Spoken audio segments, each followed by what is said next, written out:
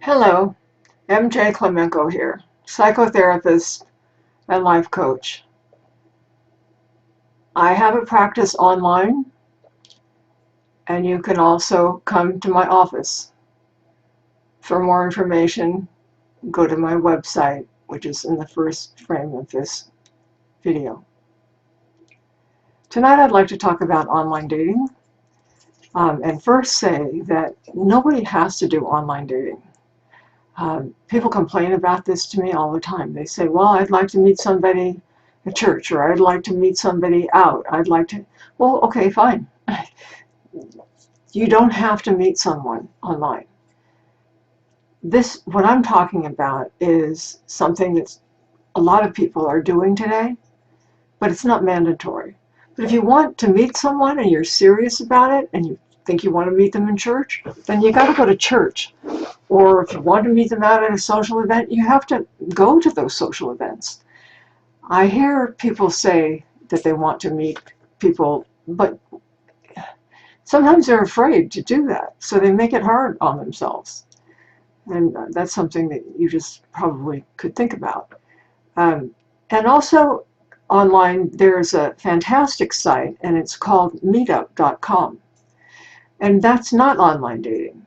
What that is, well, there are many, many different what they call meetups.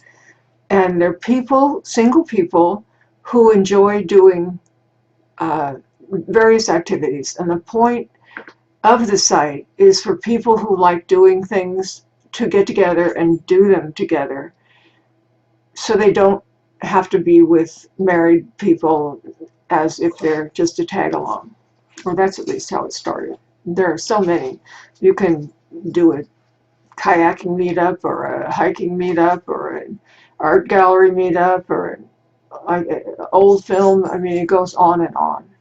So if you would like to be in a group activity, and an activity that you really enjoy, and that's a way you would like to meet people, then go to meetup.com. That's meetup.com. I have to look at my notes tonight because there's so much to say, and I'm sure I'll leave a few things out. Or maybe I'll leave a lot of things out, but I'm going to give it a try here. There's one thing to think about. If you do go to the online dating sites, and there are many of them, and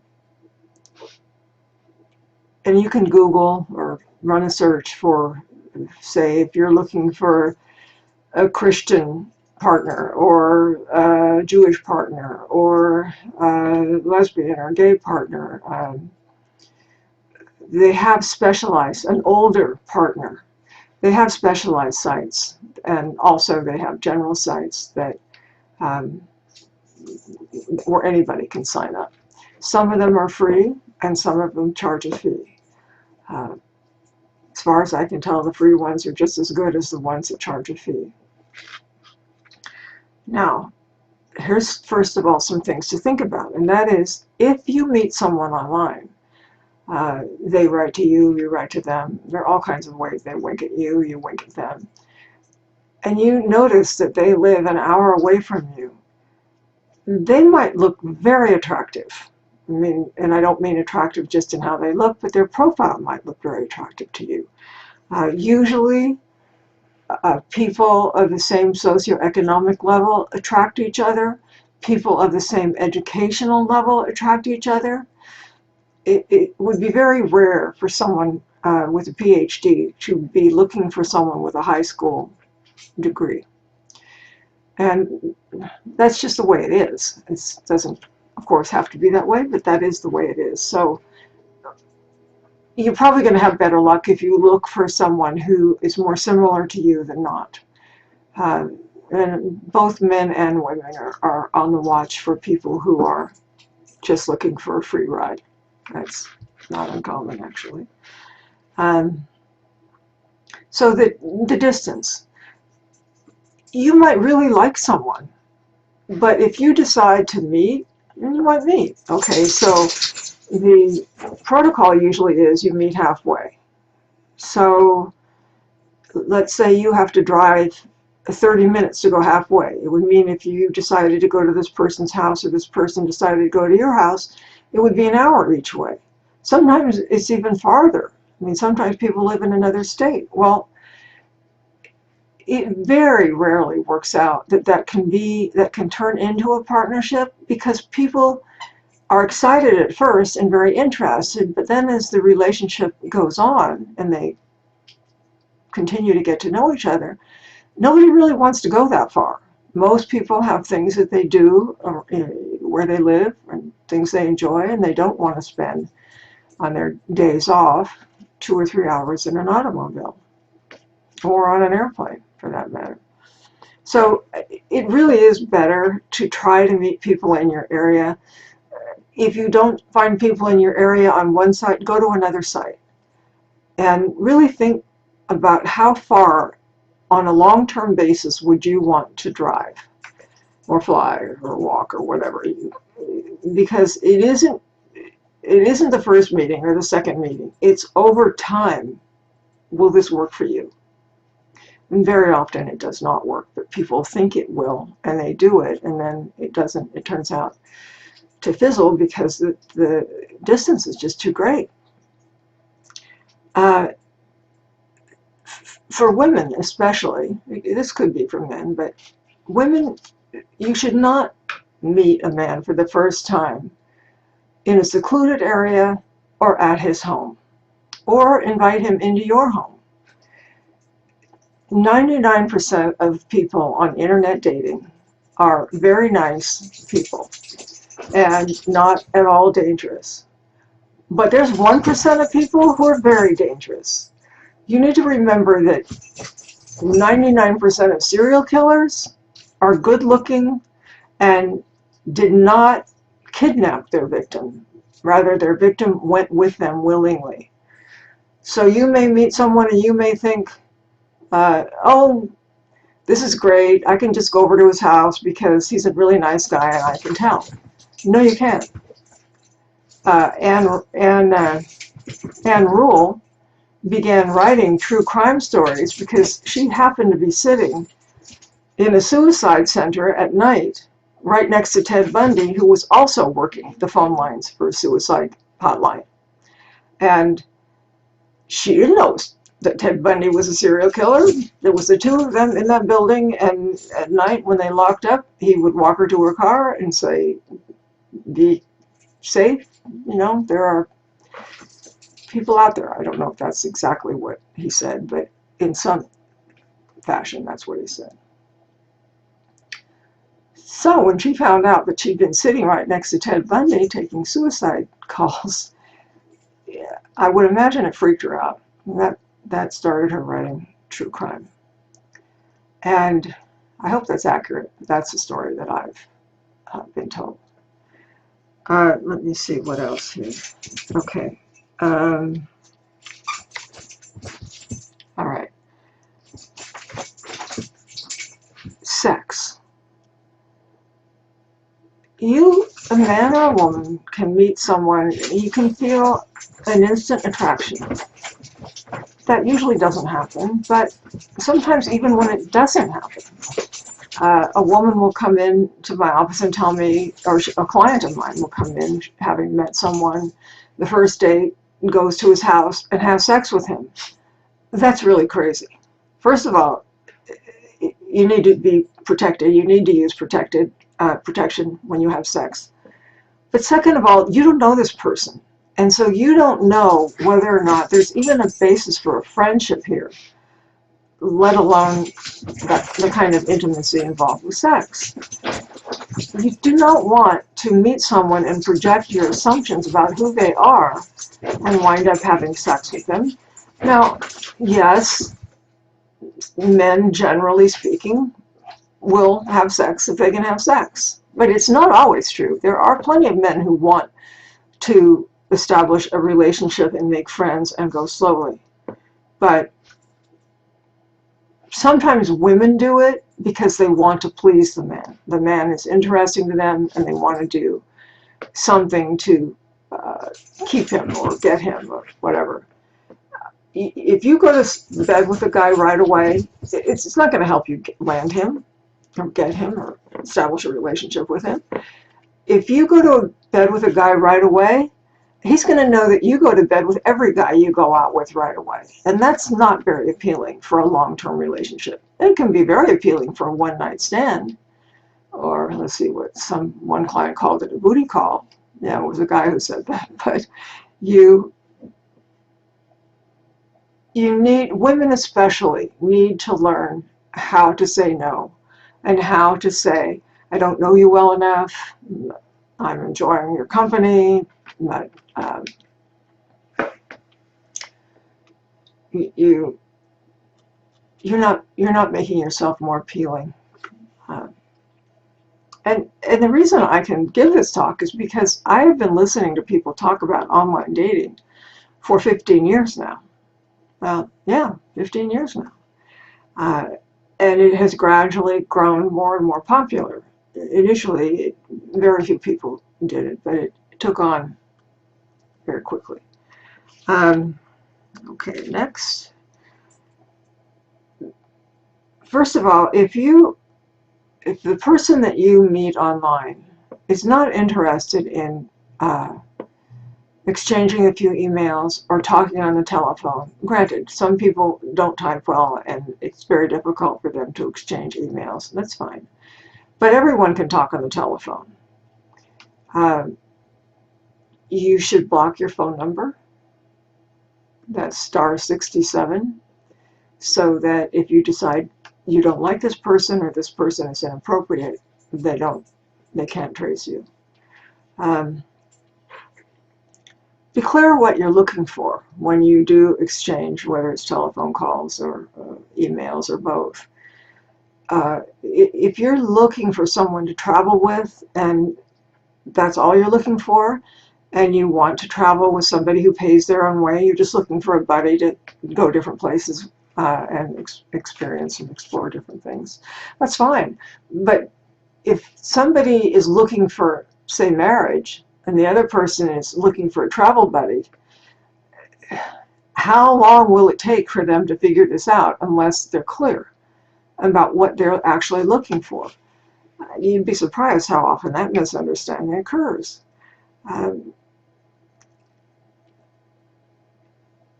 Sometimes people just want to have a casual, no-strings kind of friendship. That may or may not include sex. Still, they need to get to know each other. Like I said, some people are looking for marriage or long-term partnership or a life partner. Some people are looking for a soulmate. One thing I do know is no matter what you're looking for, you need to be patient. You need to not expect that meeting one person or two people or three people, sometimes 10 people, sometimes 25 people. You're meeting people from all over. You're meeting all different types of people. You're not likely, sometimes it happens and that's great, but you're not likely to meet the person that you're really compatible with and you really enjoy and have a good time with, you want to spend a lot of time with in the first few or several encounters. I have had people meet 25 people. I've had people meet 50 people. One person met 74 people. And on the 75th coffee meeting, she met the man of her dreams. And last I heard, they were very happily married and loved each other dearly. But it took her a long time to find the right man for her. They were both looking for the same thing. They were educationally compatible. They had the same philosophy about things. They were politically on the same page. They were attracted to each other. So, and I have people tell me, they say, well, I've written to 5 people and no one wrote back. That's nothing. You write to 5 people and no one writes back, write to another 5 people. You write to 25 people and you don't meet anyone, keep writing. there are at least 33 million people in the state of California alone. So there is somebody for you, but you have no way of knowing when you're going to meet that person. So don't give up. There is something else to be said about that. If you are looking for an absolutely perfect partner, you're probably not going to find it. I mean, you're human and you're looking for another human. So as you get to know the person, weigh whether or not it's something that the person has characteristics that you are fine with. And it may be that you have characteristics that you're not fine with. Uh, most people like to meet someone who has good table manners. Uh, it's a real turnoff if one person puts their napkin in their lap and knows what fork to use, and the other person wipes his hand on his napkin with the napkin still on the table. That's probably not a match. Or if a woman goes out of her way to look attractive, and the guy goes to a meal with his baseball cap on. It's okay to meet for coffee with a baseball cap on. It's not okay to go to the table for a meal with a baseball cap on. And I shouldn't have to say this, but it's true. At least I've heard it a lot. Be clean, have clean clothes on, take a shower, smell nice. Don't meet somebody after you've been gardening or in something you've had on for 3 days. People make assessments about other people in 10 seconds. You've got 10 seconds for someone to look at you and come to at least an initial conclusion. So if you are sloppy and disheveled and unclean, you're going to have a very hard time meeting someone who wants to be your partner, or who is even interested in getting to know you better. Okay, that one.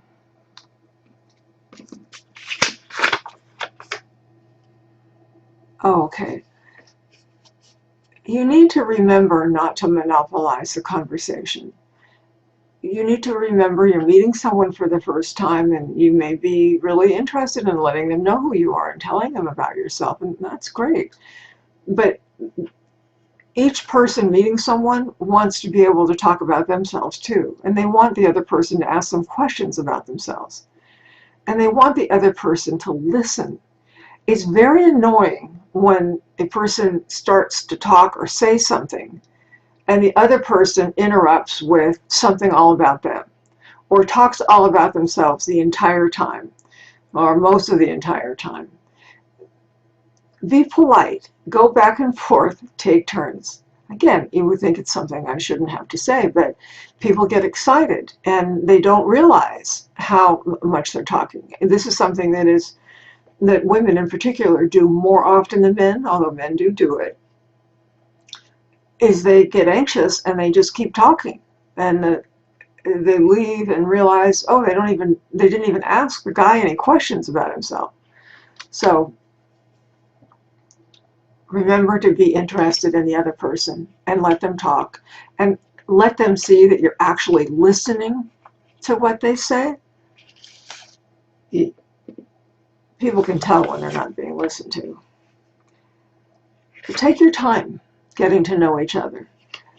You're looking for someone, whether it's a travel partner or it's a marriage or a long-term partnership,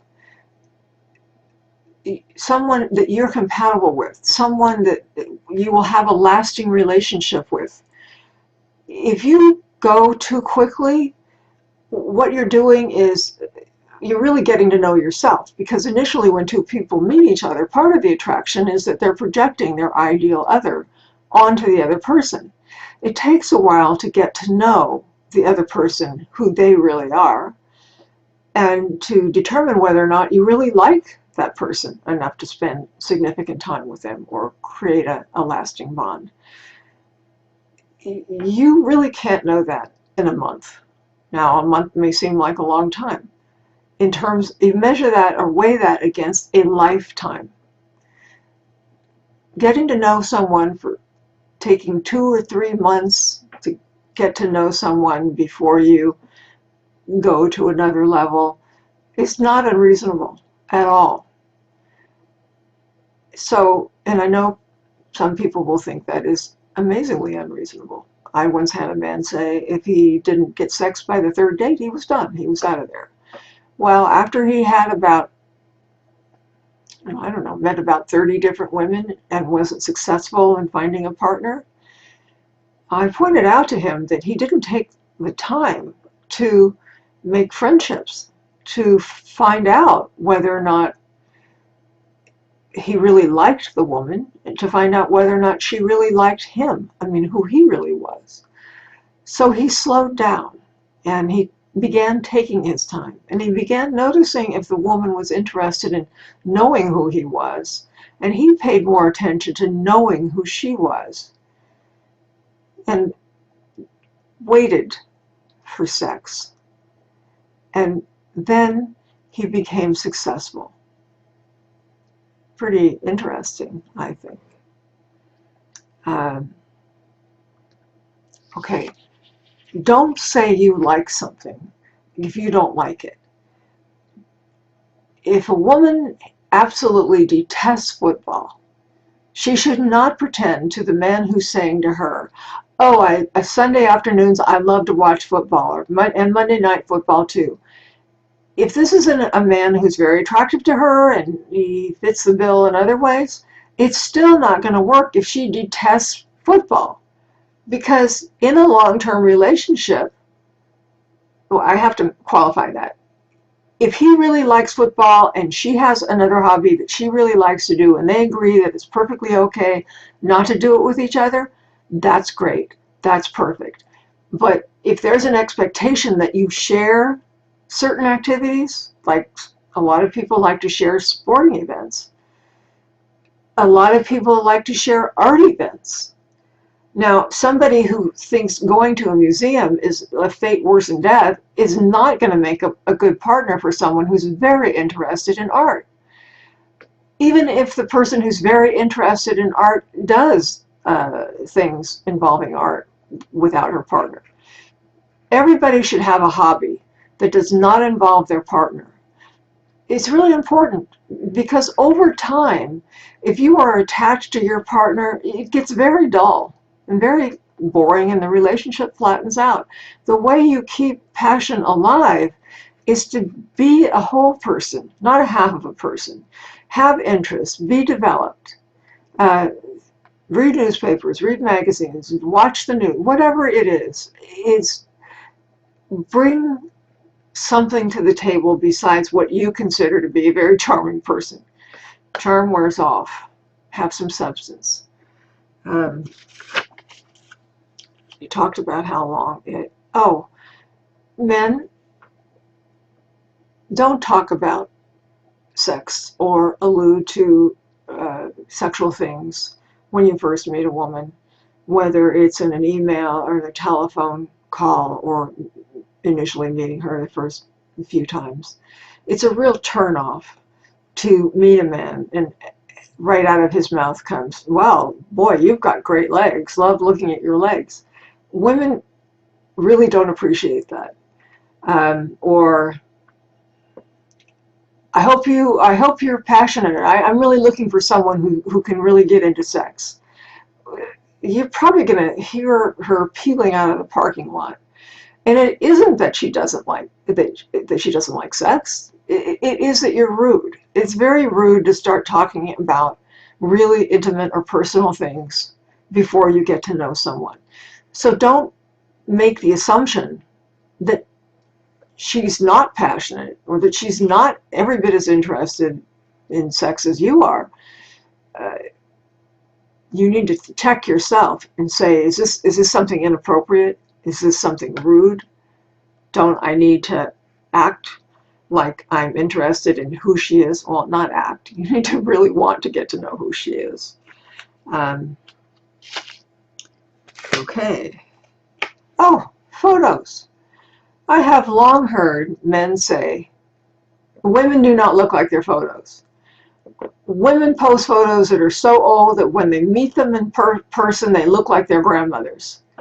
Well, guess what? Men don't look like their photos either.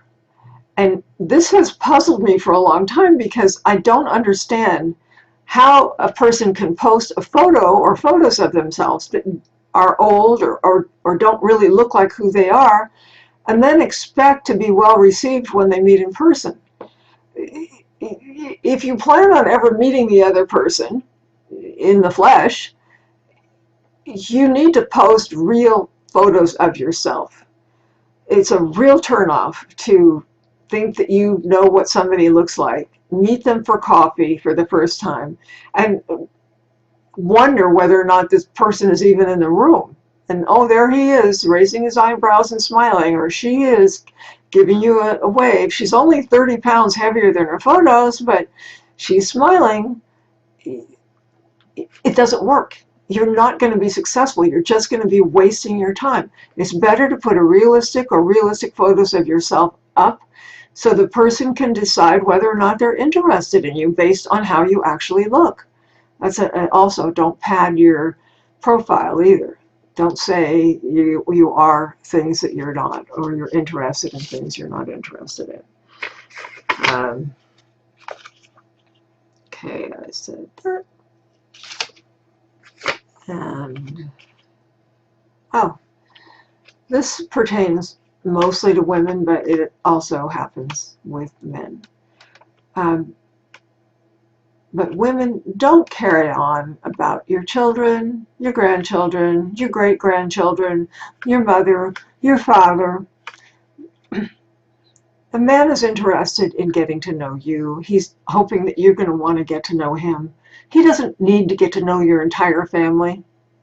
And one of the messages you're sending that you don't realize you're sending, if you on an initial meeting or in the first few meetings monopolize the time that you're talking with a lot of stories about your children, your grandchildren, oh, and even worse, about your divorce and what a cad your partner was, you're basically telling the other person to go away. And one of the things you're telling them is you're really not available. You've either got too much baggage or you're too involved with your family to have time and space for a relationship.